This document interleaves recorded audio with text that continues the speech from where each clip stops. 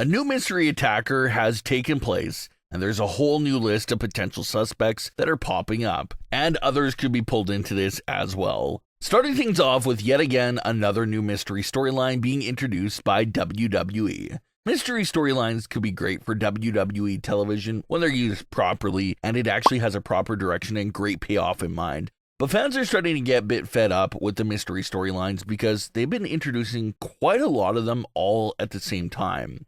Here everyone is, they're all waiting for answers to a mystery storyline that was introduced several months ago, but instead of getting those answers, another brand new mystery gets introduced instead. And for the viewer, that can be very frustrating because we see all these mystery angles happening, but we don't really see any proper story surrounding the mystery angles. Coming out of the February 27th edition of Smackdown, WWE had 4 mystery angles all overlapping each other. You had the Masked Man, the Mystery Crate, the Fatu backstage attack, and now the newly introduced Jey Uso backstage attack.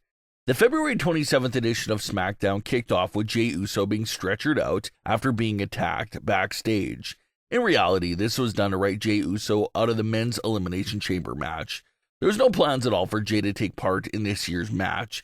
He only won his qualifier because the scheduled winner for the match, Bronson Reed, was injured and left the match early.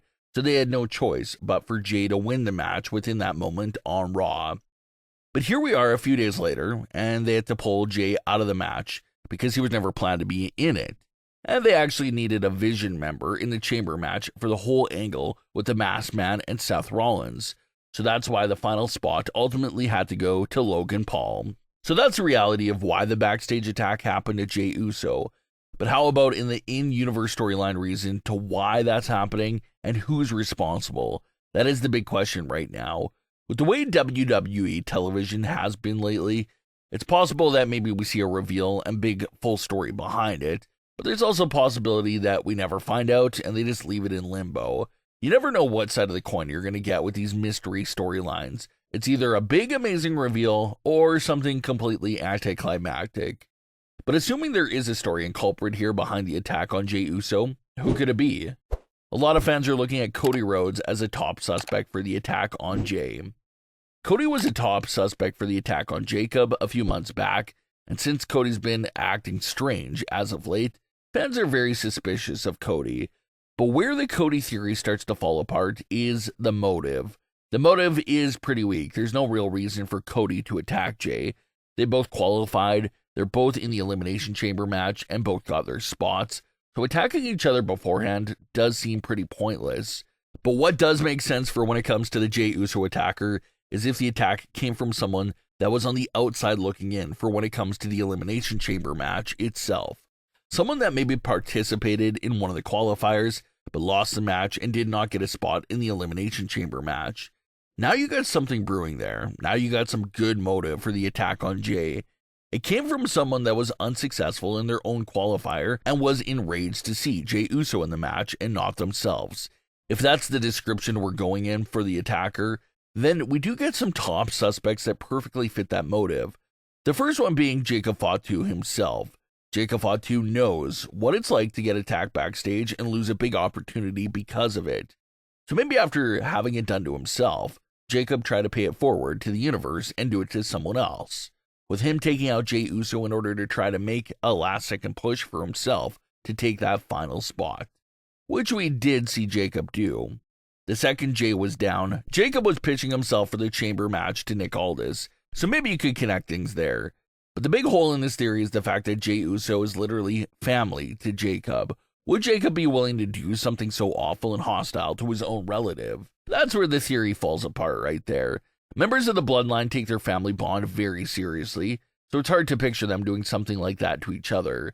But another real good top suspect for the Jey Uso attacker is Sami Zayn. And this one makes sense on so many different levels. Sami Zayn has been having a horrific start to the year in 2026. He got embarrassed during the WWE title match against Drew McIntyre at the Royal Rumble in January. The match wasn't even close there in the final moments. Just a complete one-sided beatdown that really made fans wonder if Sami Zayn should ever get another world title shot again. And coming out of that unfortunate loss, that brings us closer to Sami Zayn's qualifier. Sami tried to protect his friend Cody Rhodes from the attack from Drew McIntyre, But Sami Zayn instead only ends up screwing himself over after Cody Rhodes laid out Sami Zayn for the win. And Sami looked so disappointed and frustrated with himself after that loss in the qualifier. So that checks off the box right there. Sami Zayn is someone that lost his qualifier, and he lost in the most heartbreaking way that would make anyone snap. And then the week after that was the big moment of Sami Zayn cursing out Cody Rhodes, but ultimately apologizing to Cody seconds later. We also saw Trick Williams poke fun at Sami as well during that moment, and Sami was just so angry and throwing things all over the place.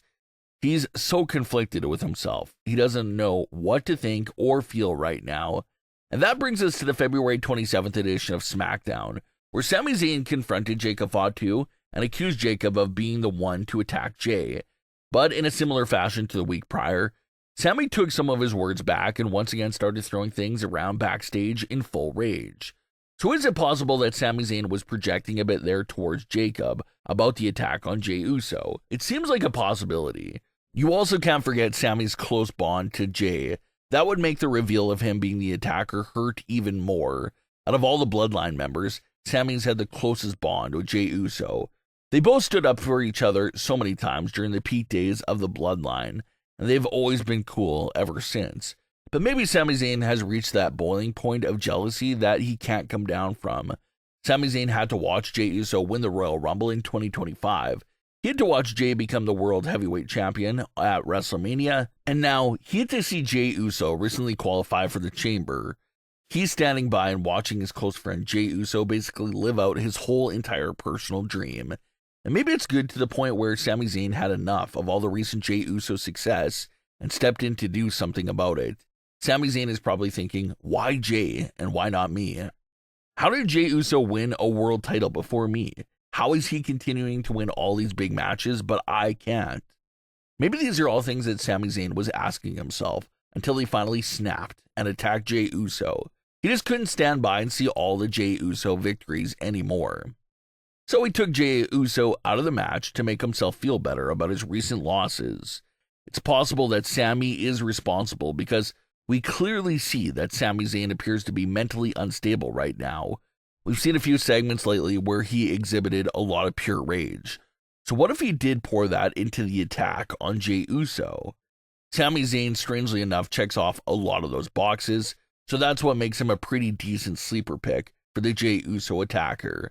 But what are your thoughts on today's stories? Leave your comments below. Don't forget to subscribe with all notifications on, and leave a like if you enjoyed. Thanks for watching, guys.